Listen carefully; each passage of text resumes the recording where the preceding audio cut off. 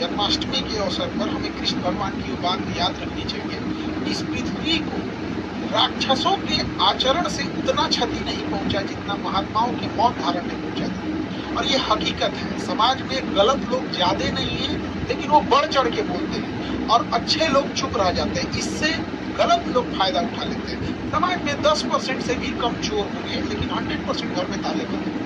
तो आज भी वो कृष्ण भगवान के दिए गए उपदेश आज के डेट में भी रेलेवेंट बने की बातें हैं और हम सबको इसको आत्मसार करके रहना चाहिए। कल स्वतंत्रता दिवस था, स्वतंत्रता दिवस की भी ढेर सारी शुभकामनाएं। कल हम डायलिसिस सेंटर को बनाने के लिए व्यस्त थे और डायलिसिस सेंटर में हमने जैसा बोला था मशीनें वगैरह लगाने के लिए डायलिसिस सेंटर खोलने के लिए, ताकि मरीज किडनी जिनका फेल हो जाता है उनको हफ्ते में 3 बार डायलिसिस करना होता है, एक महीने में 12 से 13 डायलिसिस करना होता है। बहुत जल्दी हम लोग पहले पटना में इस शुरुआत कर रहे हैं, क्योंकि यही सेंटर है तो यहाँ से मैनेज करना ईजी हो जाता है। अभी जस्ट इसके बाद हम लोग बनारस डालने वाले हैं सेंटर।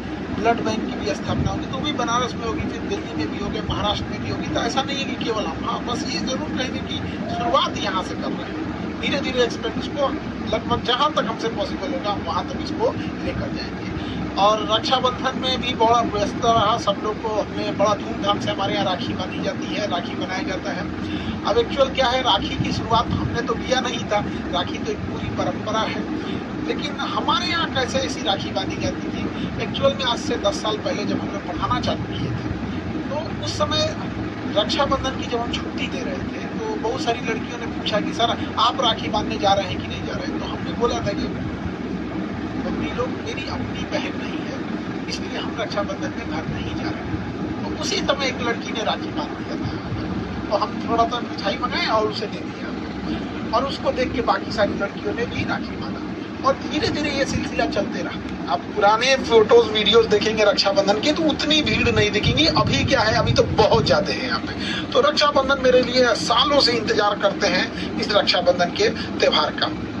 पहले कम लड़कियां थी, अभी बहुत ज्यादा हो गए हैं। पहले बहनें कम थी, अभी ज्यादा बहनें राखी बांधने लगती हैं। यहाँ पर हम पहला राखी जो बंधवाते हैं वो हैंडीकेप लड़की से बनवाते हैं, और क्योंकि वो एक उसको मतलब नेचर ने उसके साथ एक तरह का कहिए छल कर दिया यहाँ पर। और हैंडीकेप लड़की के लिए वो चल भी नहीं पाती है, तो हमें उसके लिए घुटने पे बैठना होता है। ये दिखाता है कि प्रेम वगैरह, ऐसे नहीं है कि हम किसी दूसरे के लिए घुटने पे बैठ सकते हैं, कभी नहीं। वो एक भाई बहन का प्रेम है जो ये नहीं देखता है कि क्या धर्म है, क्या जाति है, क्या ऊंच नीच, कोई मायने नहीं रखता है। दुनिया में सबसे अच्छा प्रेम भाई बहन का लगता है, जो सुबह झगड़ा करके फिर शाम को भैया ये काम है, बहन ये कर दो कर दो।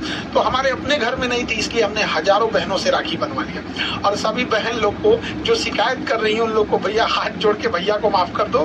कई लड़कियों का कहना है कि सर आप ये बताइए एक साथ 10-10 लड़कियों से क्यों राखी बनवा रहे थे। मेरी बहन लोग ये बताइए, अगर एक साथ हम लोग 10-10 लड़कियों से राखी ना बनवाएं तो क्या एक दिन में हो पाएगा?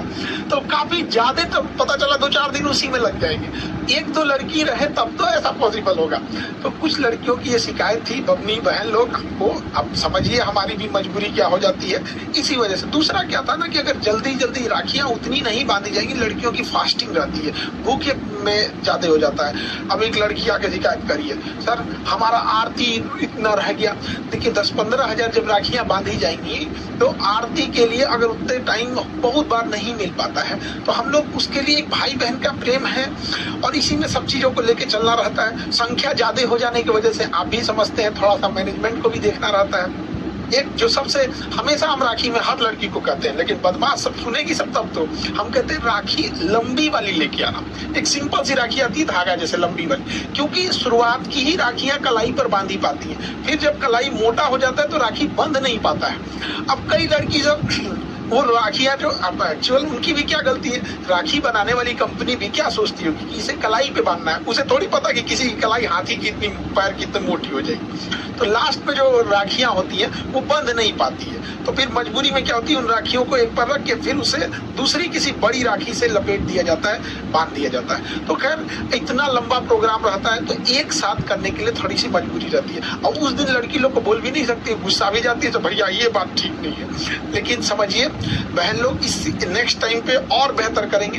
देखिए मेरा शौक है, जैसे स्वामी विवेकानंद ने भारत की संस्कृति को पूरे विश्व में ले गए, हमारा अपना एक मानना है कि हमारी गौरवपूर्ण संस्कृति है, भारत की लाजवाब संस्कृति है। यहाँ पर एक भाई बहन को राखी बांधता है, इसे हमें विश्व लेवल तक लेके जाना है और इसके लिए हम निरंतर प्रयास कर रहे होते हैं। लड़कियों के लिए जितनी उस समय बहनों के लिए सेवा हो सकती है, 156 प्रकार के व्यंजन बनाते हैं, कोई चीज छूट न जाए। और इसकी शुरुआत हम कैसे किए थे?